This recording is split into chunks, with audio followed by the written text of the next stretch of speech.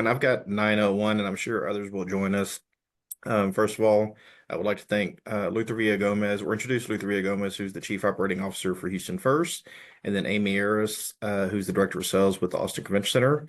For those who don't know me, my name is John Gonzalez. I am the incoming chair for the IAEE Central Texas chapter, and welcome to our November coffee convo conversations related to Texas Convention Center remodels. Everyone in this group knows that both Houston and Austin are in progress of developing their convention centers. And so I'll start the questions, same questions being asked to both Luther and Amy. Try to get it to about 9:23, 9:24, and then open it up for a Q&A for the team. So my first question will begin with Amy. As it relates to the convention center development and everything going on in Austin, what generated your organization's interest in redeveloping your current footprint?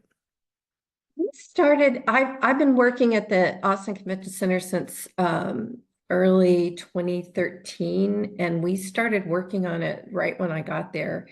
I think we'd engaged with some consultants to look and see if the need was there.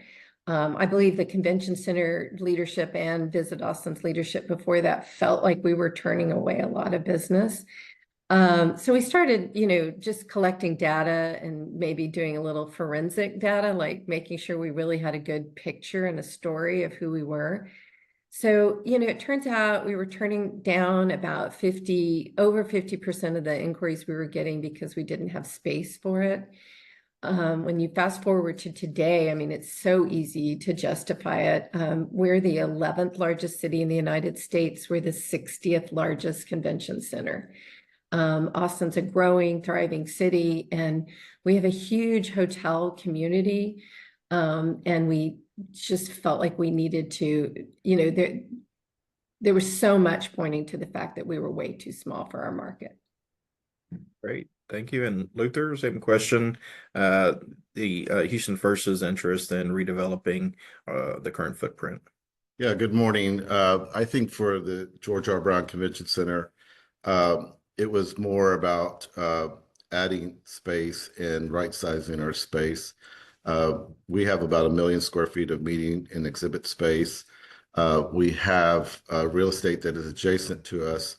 And so what we thought was to rephase our redevelopment, go across the street, and we're looking to develop around 800,000 square feet of exhibit, meeting space, and ballroom space, and really to right-size the building. This area, because it's adjacent to us, won't have any impact on the existing space. And really just updating, really bringing our current product to more modern spaces, higher level finishes. So our intent is to do this development and then move over to the existing convention center down the road. So Luther, are you increasing your total net square footage? I heard, that number thrown out there. So is it a renovation? Is it an expansion, or how would you define the work that's being done? Yeah, so I think we would define it as an expansion. We're adding space. We're going to probably, when it's all completed, we'll have between 750,000 to 800,000 square feet of exhibit space. In our meeting space currently, we're about 200,000 square feet. We're going to add another 175,000 square feet of meeting and ballroom space. But the emphasis is more of an update. So that'll be a new facility. Whatever we develop there in the next few years, we'll go back and replicate that in the existing convention center. Perfect. Thank you. And Amy, are you looking to add space or at a high level? What is the plan for the Austin Convention Center? So we are going to have to stay in our existing footprint. So we're doing a bold move, and we are literally tearing down the building and digging a big hole that will have exhibit space underground, and then building on top of that. And then we'll have a site about that we can for future expansion too. So we'll only be able to take it up about 45–50% in this first phase. but definitely an expansion. Okay. And then, of course, the question is, when do you anticipate breaking ground? Oh, so we're going to close the building at the end of March next year. We have one group after South by Southwest, and then we'll be tearing down the building, and then we will I'm not sure of the exact timeline on that, but how long it takes to tear down a building, but then they'll be digging down 60 feet to go have an underground portion for the convention center. Yeah, so that will start in like I said, in late March, and then we expect to be finished in early 2029, where the goal is to be finished by South by Southwest in March of 29. Perfect. Thank you. And Luther, for the space that you're talking about that's not in the current footprint of the GRB, but adjacent to the GRB, what's the anticipating start date of that project? Well, we've hired our architects. We have a developer on board. We're about to engage our general contractor for the project. We look to start the actual work in the second quarter of 2025. There are a lot of we're doing some real estate acquisition now that will close on before the end of the year, but the work will start no later than May of 2025. And then your anticipated completion date? So our completion date, as it's scheduled today, is going to complete second quarter of 2028.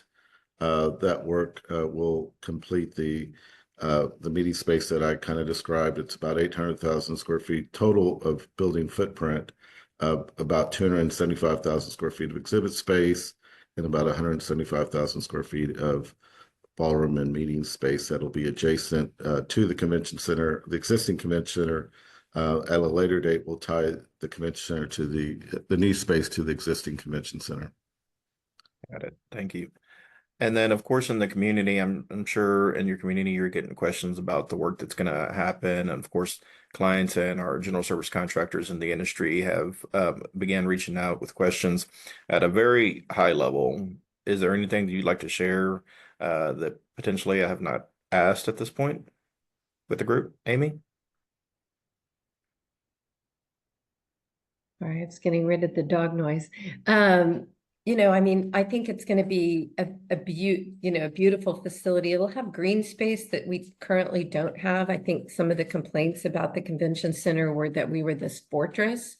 So there will be a walkthrough from 2nd Street, so you can go all the way down to our creek, and they'll open up 3rd Street as well. So it'll be a very innovative design.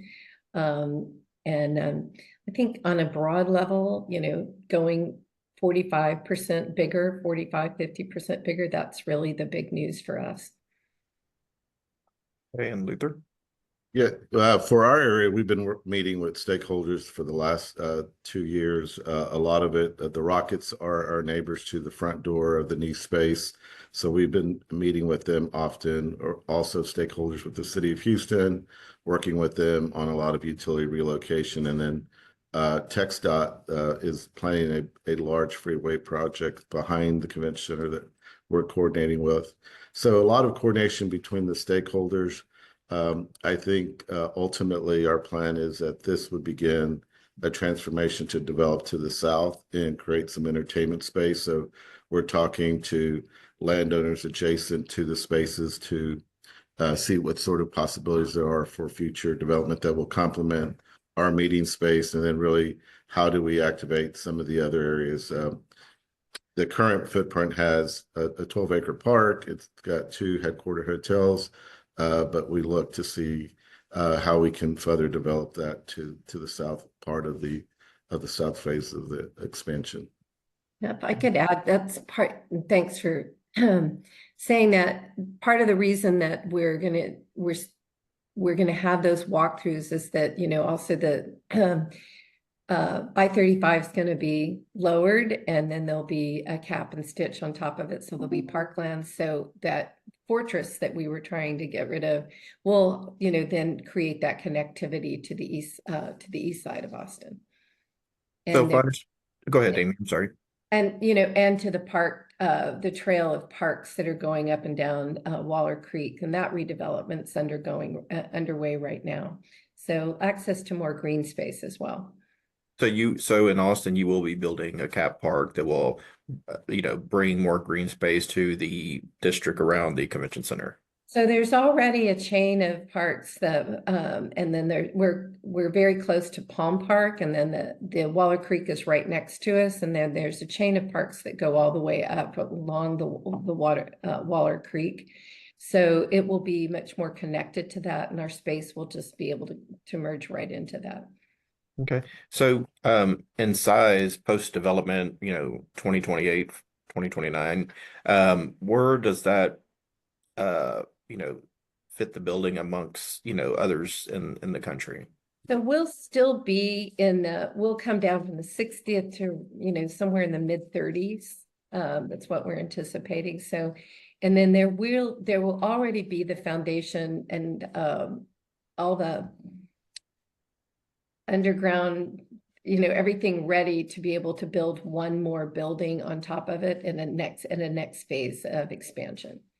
So then so it's future proofing, just kind of like what John was saying, that we want to be able to make sure that we keep up. And so I don't know when that would be developed, where that would put us, because that's a little bit of a ways off. But it would not be disruptive it would be adjacent, so it wouldn't be disruptive to the existing building. Great. And Luther, where will the GRB then rank post-development? I think we stay pretty much similar to the current capacity. When we add the south phase, we'll obviously have about 400,000 square feet more to our million square feet of meeting space. So maybe 1.5 million square feet total. It's really not a space game where you want to be the largest. It's really more refined finishes for our users. Our meeting planners are looking for higher level finishes in the meeting spaces, ways to meet differently. So we're going to try to address those sort of outcomes. I think the other part is really how do we make these spaces multi-use, and then how do we take this large footprint and bring in a number of meetings so that we're circulating those meetings simultaneously, and we have very, very little downtime. So I think the space gives us more flexibility and balances the overall package for Houston. Right. So it's fair to say that with the development of both buildings, not only is it development of a building, but there's uh, you know, a good opportunity for entertainment that's going to go along with development. I mean, the Drive is building sort of an entertainment district for not only the convention goers, but the community, with the development and green spaces and the connectivity. Is that fair? Yeah, with the Rockets next door, we're going to create a plaza space that'll integrate the arena with our south phase of the convention center space. There are going to be opportunities to go to the south to add entertainment districts into the south part of the convention center. So yes, I think there's a real opportunity there to develop that as well. And Amy? We're not going to have what we would say performance space like that. I wish we had that Discovery Green and, that much land around us. We're surrounded by hotels right now. And but we will have more, we'll tie the city, we'll quit being that fortress from downtown to the east side. And that parkland will be available, and it'll just have that more natural greenery. I agree with John, when we look at the Freeman study and talk about attendees' preferences and what people want, they want to be able to be more interactive. They want different kinds of setups. And you look at all of our exhibitors now, the floor plans are coming in. They're very different than they were 10 years ago, where it's just a grid. So, that flexibility in space, we're looking forward to having a flex hall, which will be a large hall, I don't know the exact square footage, but that will have that carpet and that a different feel, be somewhere between an exhibit hall and a ballroom. And so more pre-function space. We're limited right now about our pre-function space is really designed for ingress and egress, and not those activation spaces that is what's really needed. And, that's what today's attendees are looking for, and being able to be engaged and interactive with your customers. That's what we're looking for to create that space. Great. Well, before I turn it over for Q&A, is there anything else you'd like to share with the group prior to doing a quick Q&A? Luther? No, I think we're excited about this project. It's going to be transformational for the beginning of our new space, and then certainly down the road for our existing space. And as you can see, Texas is going to be well represented with the top of the line convention space with Dallas and Austin and Houston. So we're excited about the future, and so happy to answer any questions. Amy, anything before we Same turn for it over? me. I mean, I've been working the whole time I've been working at the convention center, this expansion project has been, part of the projects that I've been working on the entire time. So we're very excited. We're thrilled to see the level of excitement from customers. Typically, we work in about a 5-year in advance, and now we're getting inquiries for 10 years from now. And, we hope to have our final design plans ready to unveil in January, so that then we can really start plotting out how these groups will fit, and how we can layer groups. This part is we're just getting right down to the wire on that, and it's very exciting. I've seen basic plans, and then 2 weeks later they're like, oh yeah, we had to change this, and we've gone to focus groups and engaged community groups, and we've customer advisory groups, and they take to heart those comments from our customers and what they're hearing and what they saw in the design, and then they go back. So that's why we're not quoting any specifics right now, but really soon. Great. Well, I will now turn it over to the group for any Q&A. So for those that are on the call, feel free to, jump off mute and ask either Amy or Luther any questions.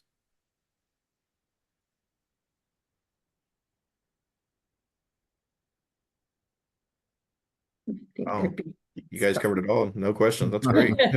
Typically, when you're talking about development construction, there's a lot of questions on how's it going to, impact or do things to them. But no, this is great. So again, I've got coming up on 9:20. Thank you both for participating in this quick coffee conversation.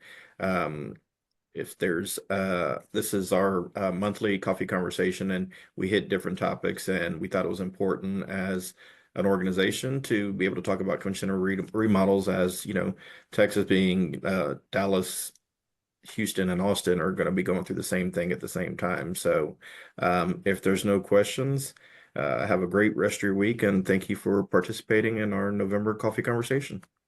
Thank you. Thank you. Great. Thanks, John. Bye-bye.